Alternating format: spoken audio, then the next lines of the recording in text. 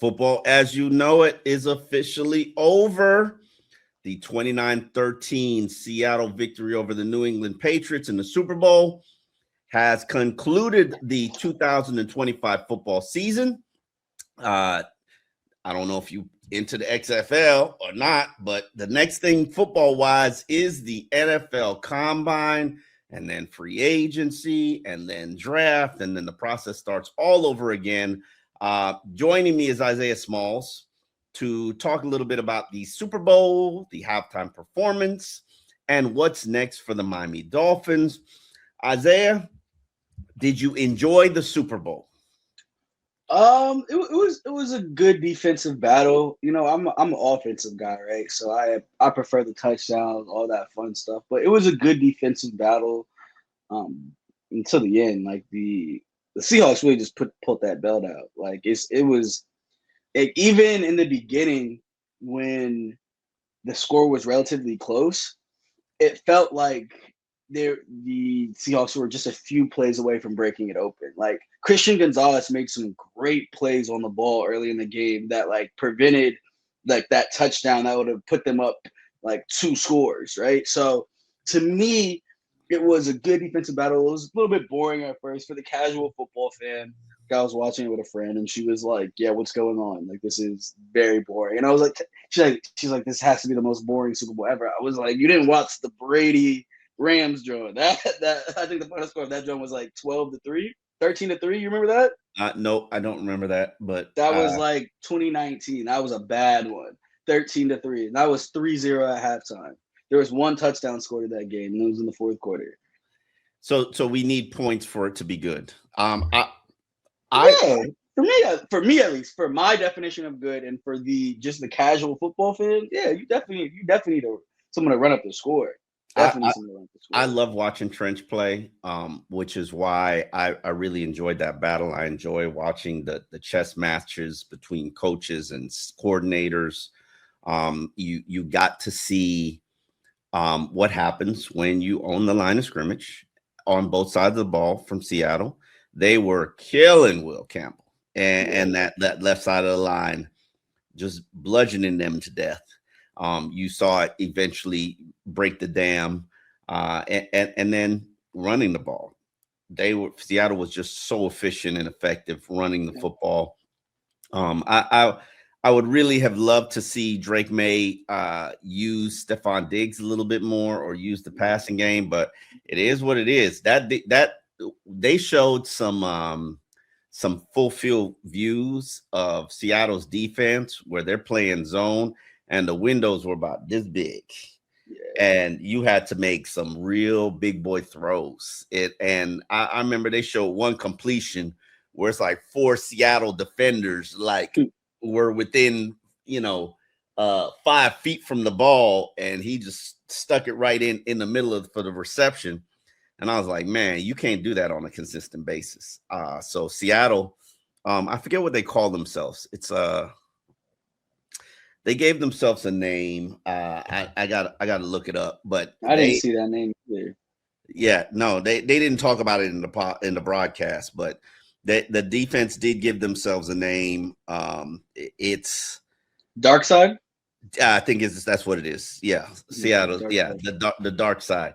Man, that Yeah, was one hell of a defense. yeah, And it'll be yeah. interesting to see whether or not they can have that continuity. But just think about what the Seahawks did in one off season where they traded DK Metcalf, they traded Geno Smith, they went out and got Sam Darnold, and Super Bowl year two of a regime change.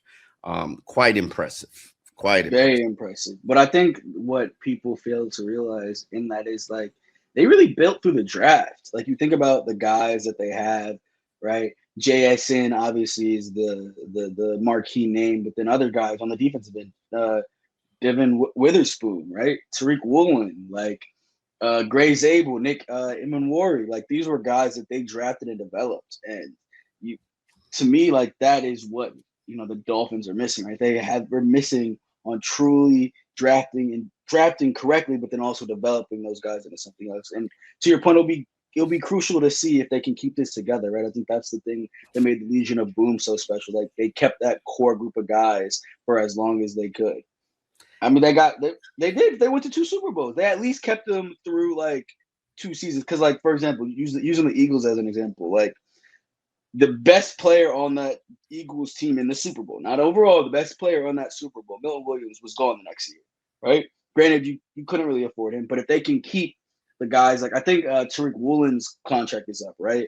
So if they can keep someone like him, if they can keep, I believe they're the nickel corner, Josh Jobe, his contract is up next year, right? So if they can keep these guys, like, but also Mike McDonald just called a hell of a game. Like that, like you could see by the end, like that, I think the second Drake may have 1 or 2 interceptions. I think the first one that he threw, like, or no, the first one was when the guy just kind of got He got they sacked hit and him, caught the he ball. got Yeah. sacked, yeah.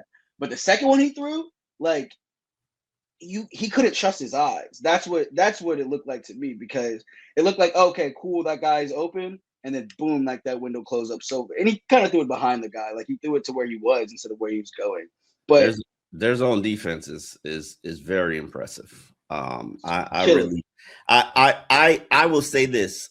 I got a chance to watch Seattle. I was on the road, maybe Pittsburgh. It was a late season game, Pittsburgh 49ers. And that's the first time all season I'd seen them play.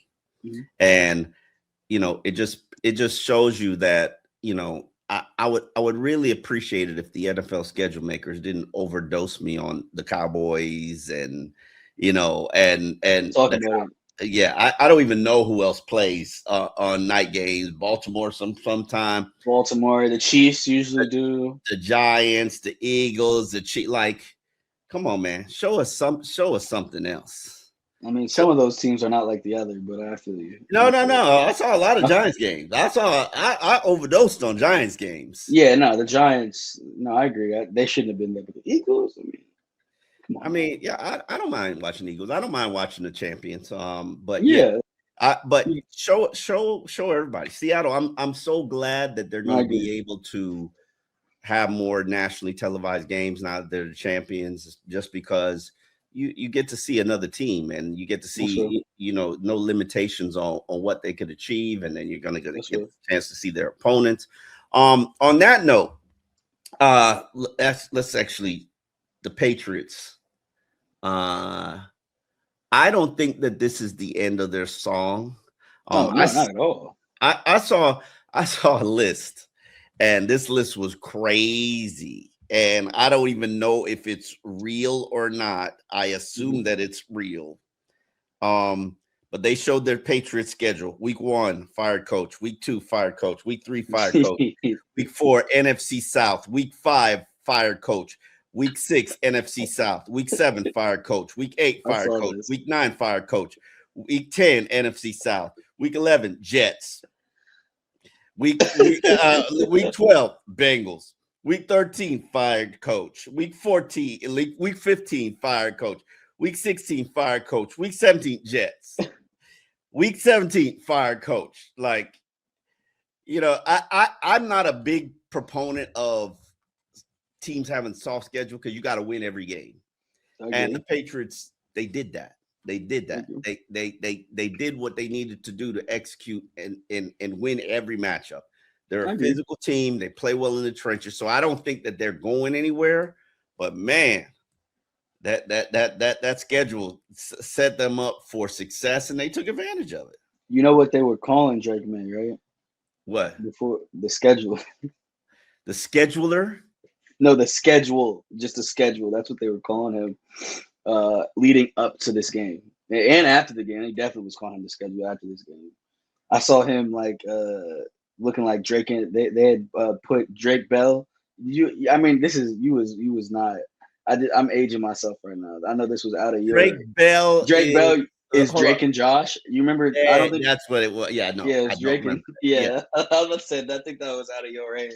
Yeah. But that was when I was growing up. I ain't even had Nickelodeon. I'm just saying, like it wasn't even around. Yo, that's crazy. But yes, Drake and Josh. I saw Drake Bell's body in his jersey. It was just bad. It was a bad performance. Do you think Will Campbell should maybe be moved inside. Right tackle. He's not right tackle. Oh, not left tackle. He's moving on the other side. Maybe his arm's too short. But I thought that in the draft process, I do believe in Elliott Wolf and Alonzo Highsmith are the individuals who run the evaluation scouting department for the Patriots. I think they do a phenomenal job. They are also of the Green Bay tree.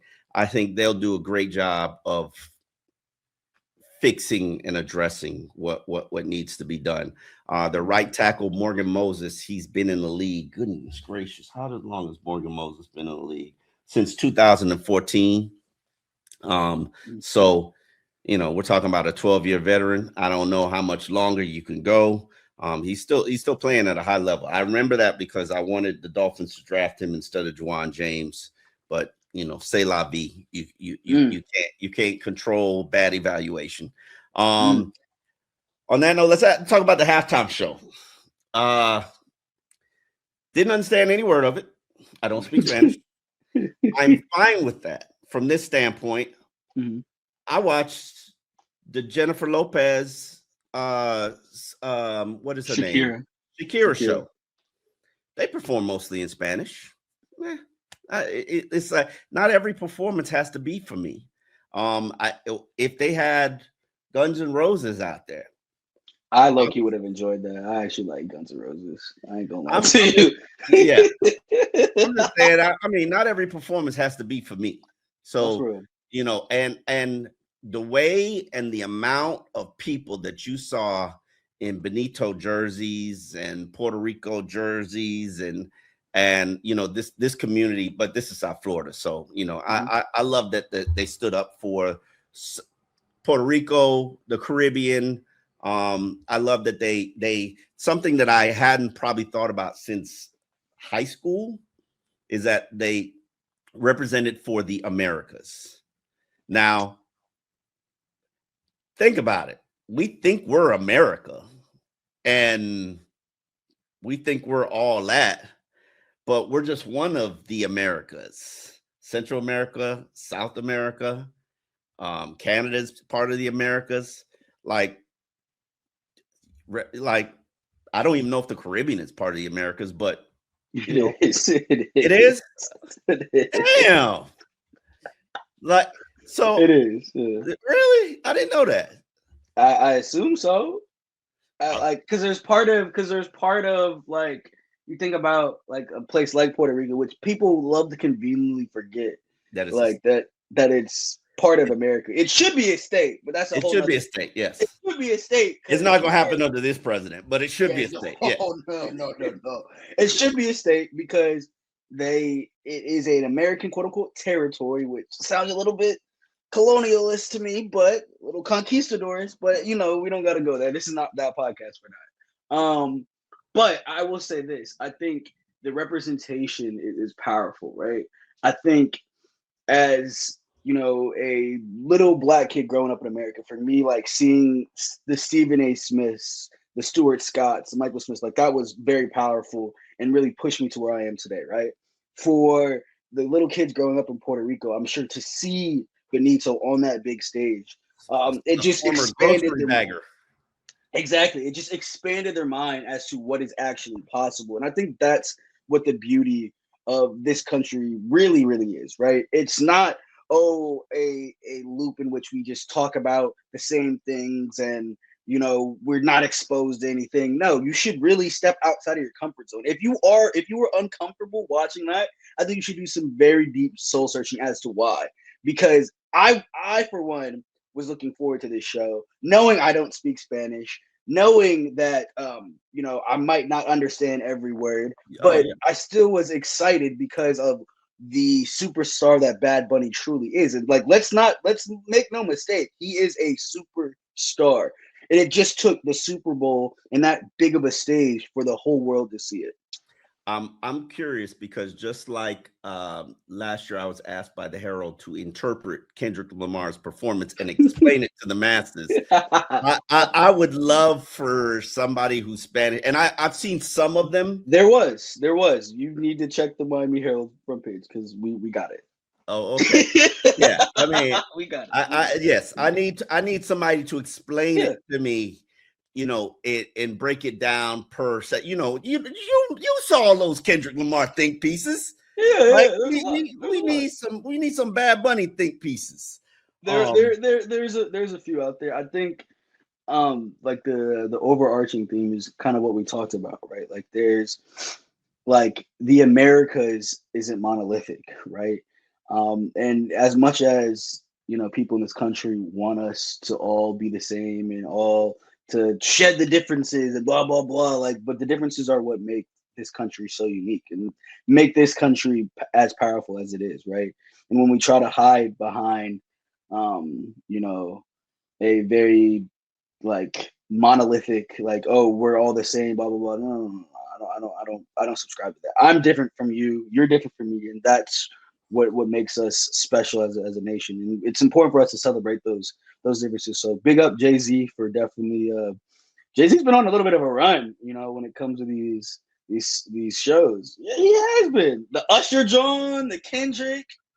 Usher was fire. Kendrick was fire. Like, Okay. I'm trying to think who else he had. Shakira and it was That was okay. Yeah. Okay, Jay. I like the Dr. Dre. Yeah, the Dr. Dre was fire. Yeah. I'm trying to think who else he's had. The Dr. Dre one was actually insane. That one was really good. Let me see. I like the shows with the political message. Oh, Beyonce, obviously. Yeah. I mean, Rihanna. Oh, that Rihanna was bad. Come on. Rihanna wasn't great. Let's be real about it. Rihanna was not good. But that's because Rihanna hasn't dropped music in so long. And she was pregnant too. And I felt like the entire show was like one big thing talking about her pregnancy. Yeah, like literally, we were sitting there watching it. We're like, "Is she pregnant? Like, is she pregnant again?" Yeah. On that note, let's move on. Wait, before we hop off this, who is next year? Jay-Z calls your phone up, Omar Kelly, and it's like, "Yo, I don't do this often, but I want you of all people." I don't even know the place that next year's Super Bowl is in. LA. I want Outkast. I need Outkast before I die. Okay. That's an interesting choice. Outkast? Like they should have been Atlanta. Now, I respect. No, it wasn't Usher in Atlanta, was it? No. I don't remember who did Atlanta, but like Outkast is probably one of those groups where I really need to see them perform in concert. It was Maroon 5 featuring Travis Scott and Big Boy. Yeah. I need to see Outkast perform one more time before I die. Like I regret certain decisions that I've made throughout life. Like Prince was doing a one man in a piano show that came to Miami. And I said to myself, it was expensive as hell. I'd never seen Prince in person. I'd never seen Prince in concert. Yeah. It was expensive as hell. But I said, you know what? I get him next time around. There was no next time around. There wasn't a next time. Same thing for me. The last Outkast concert, they didn't come to Miami, but everybody suspected it would be the last performance. I saw them on that one. Yeah.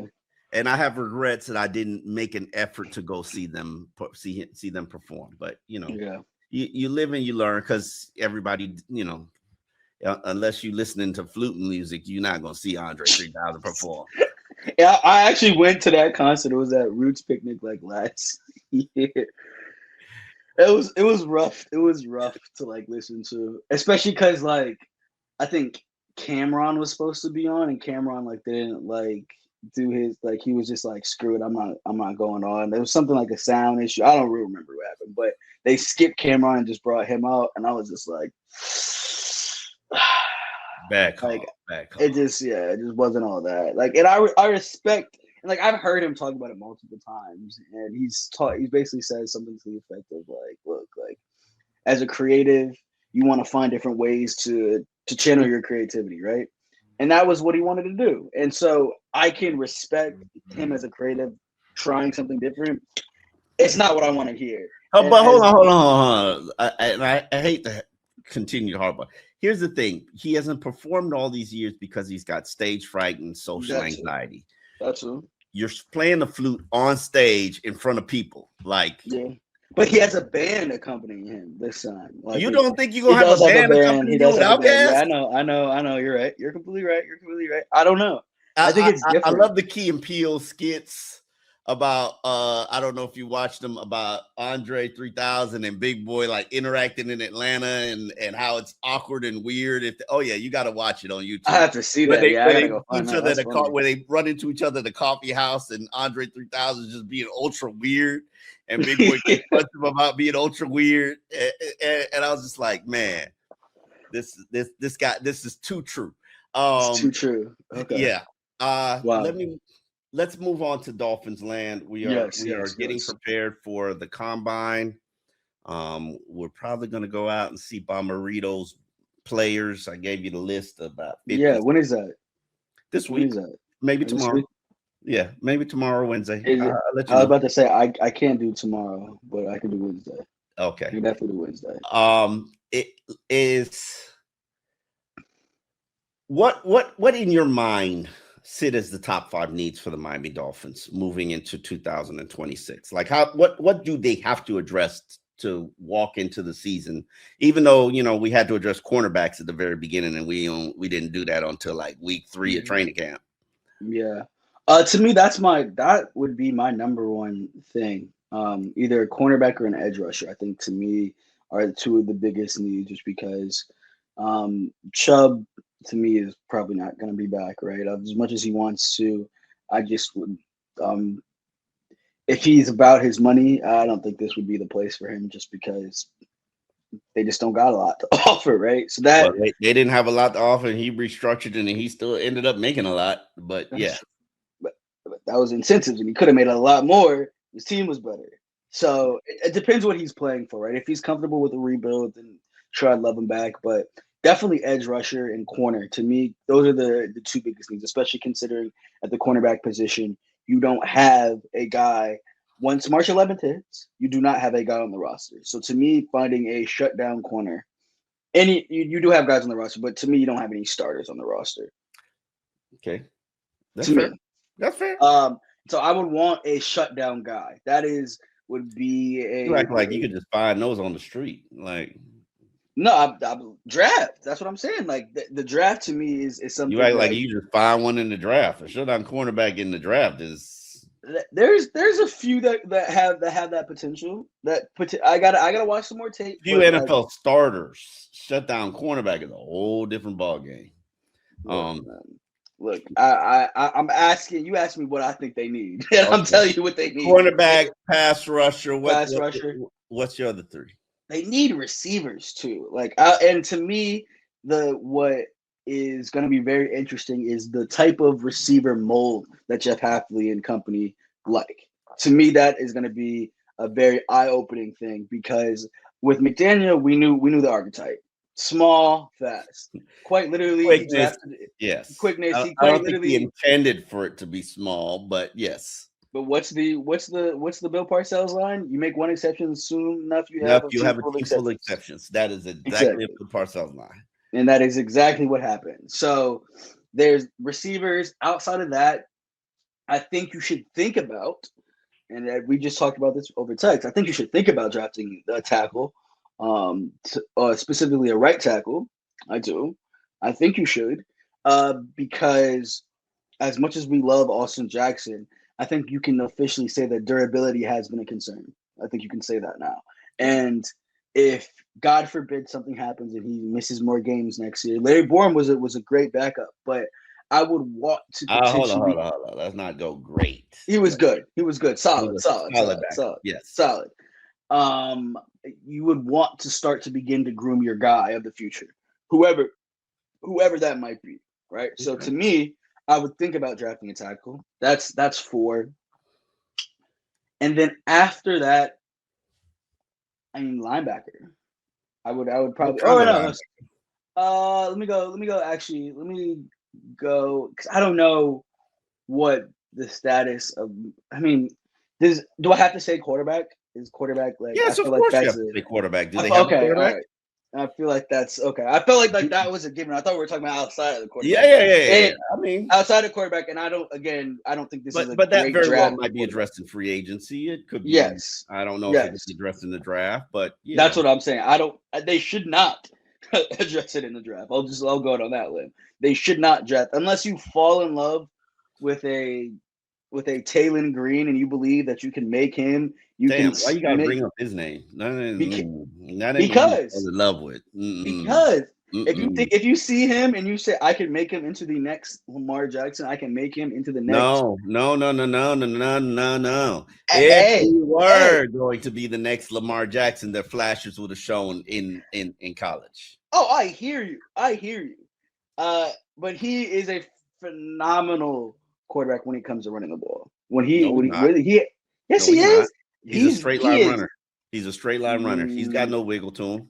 I have seen him go right and score on the left hand side of the score on the left hand side of the field. If you're telling me that man doesn't have wiggle, I don't know what to tell you. Sorry, he don't got no wiggle. I saw him up close and personal with 5 steps. His strides are so long that he gets 5 yards per stride. Mm-hmm. Like, again, I'm not saying that the Dolphins should draft him. I'm not saying that. I'm not even saying that he has Lamar Jackson potential. I'm just saying if you in your heart of hearts you fall in love with him and you believe that you can. I'm not saying it's the right decision. I'm just saying that stranger things have happened. He's going to be a quarterback that breaks somebody's heart. Sorry. He's going to be a quarterback that breaks somebody's heart. And it happens. It happens. Hey, he could also be Jalen Hurts. We don't know. We'll see. I think Jalen Hurts has the winning factor though. Jalen Hurts has been a winner wherever he's gone. So I didn't really see that from him. Those Arkansas teams, and Arkansas technically is my SEC team because I worked there for a summer at the university. So like I pay attention to Arkansas football, and they didn't win much with him or without him. So it's like but there's word circulating in the NFL ranks, which is I don't think it's very newsworthy, but you know what? If they're talking about it, we have to address it. The Dolphins want to trade Tua Tagovailoa. What a surprise! They'll also try to pick up some of the money, if they have to. Yeah, things that we've been saying for months. Yeah, just got reported. That they'd be willing to. I mean, technically, what are your options? You don't have much. Here's the thing. In order for them to touch the contract and adjust probably eat some of the salary by restructuring the contract and then putting money in a signing bonus and paying the signing bonus before you ship him off, sort of pseudo what they did with Jalen Ramsey, you have to get Tua to agree to it. That means you also have to get Tua to agree to the destination. No matter what, he's going to get $54 million. That's just how this whole process works. Whether you cut him as a regular release and take all 99 million of it, whether you cut him as a June 1st release and split that 99 over a 2-year period, whether you keep him on the roster and have him as a backup or have him spend the year on injury reserve, who knows, whether you trade him. None of these options are desirable, and all of them come with drawbacks. Now, the question is, what is the right solution for the Miami Dolphins from your standpoint, Isaiah? I think I would try to trade him first. Obviously, you have to try to trade him first because you want to try to get something back, right? You're not getting anything back. And that's the thing that people don't realize. This is a bad contract. Wait, Bud. You're not gonna say people don't realize that. No. Even before I started this beat, I knew that was a bad contract. And I didn't even Okay. know the numbers of it. I just saw the headlines and was like, yeah, that was a This is bad. a this is a challenging contract to move. It's Okay. like much like Deshaun Watson, a very challenging contract to move. Yes. And if you did move it, you're going to pay somebody something to move it. That's fair. This is not you're going to get back a 5th round pick. You might get back a 5th round pick if you trade a 2nd and Tua. But yeah, this is obvious. So obviously you want to trade him. The question is, yes, who would be interested in Tua's services for 50 million? I've said it before. You got to look at teams that play in domes. Like what? Like the Colts, are they looking for a short-term rental while Daniel Jones rehabs? That's one expensive rental. It's a rental. It's a rental. People come down here, rent Bugattis all the time. They have. Listen, They you can rent go rent Kirk Cousins for much less. I'm sure you could, but look, I'm just giving options. Arizona, maybe if they are out of the Kyler, and they're like, hey, let's just swap. I mean, obviously the math is going to have to work, right? Yeah, but, I got to look up what the math situation. Yeah, I have to look up the math on that too. But I'm just throwing out teams at this point. And to me, the biggest thing that I would want to know, right, is what has he done? And I think we talked about this on the podcast before. But when Darren Waller said that I'm sure that this man is holding on to trauma in his body and he needs to find a way to release it, that to me was the most unique analysis on what's going on.